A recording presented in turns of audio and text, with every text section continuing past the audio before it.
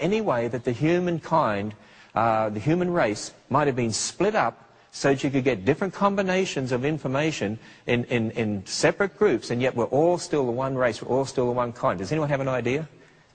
The Tower of Babel. Exactly. Now, start to think that through, and we'll do that in more detail in a future program. You know, it's very, very important to understand these things, because, you see, when we start with the Bible and put on our biblical glasses, and we start with the Bible as a history book, because that's what I call the Bible, the history book of the universe. And when we put on our biblical glasses and look at the world, it makes a big difference if you consider that all human beings are related and we all go back to one man. Doesn't that make a big difference? Because that means we're all equal, doesn't it?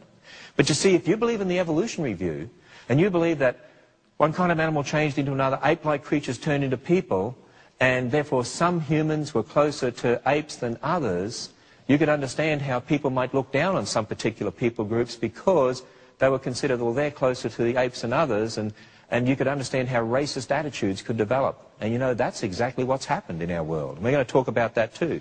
You see, when you start with the Bible, the foundation of God's Word, then we have an understanding there's one race of people.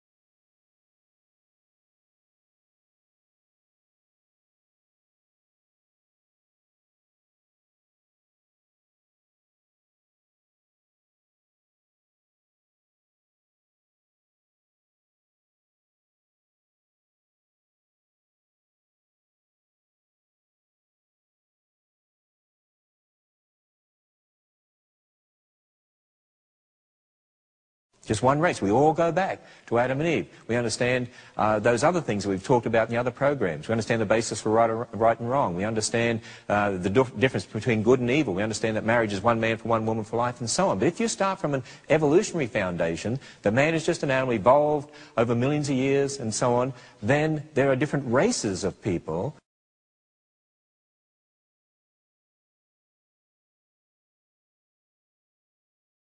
And you see, evolution inherently is a racist philosophy, and so some are closer to the apes than others, and it has caused people to look down on certain people and to treat them in the wrong way.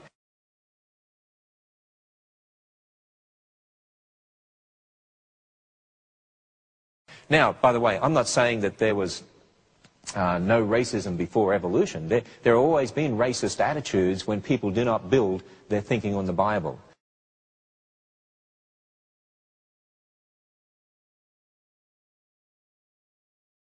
And we need to make sure that we build our thinking on the Bible so that we develop a Christian worldview and then look at the world through our biblical glasses. And that's what we're going to do in some other programs here.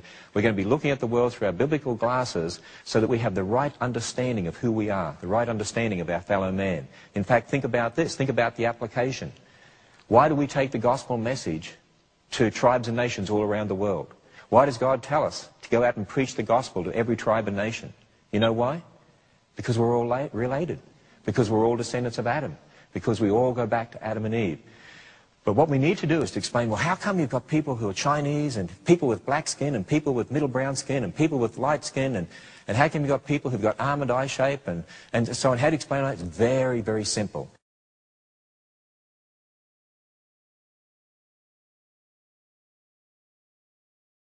And we're going to do that in a future program. I'd really recommend to you a couple of books to understand this whole issue of natural selection.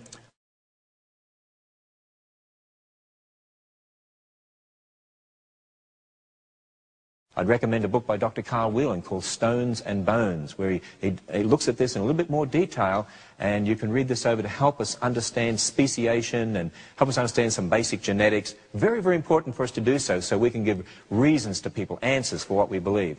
And another book, Dr. Gary Parker's book, Creation, The Facts of Life.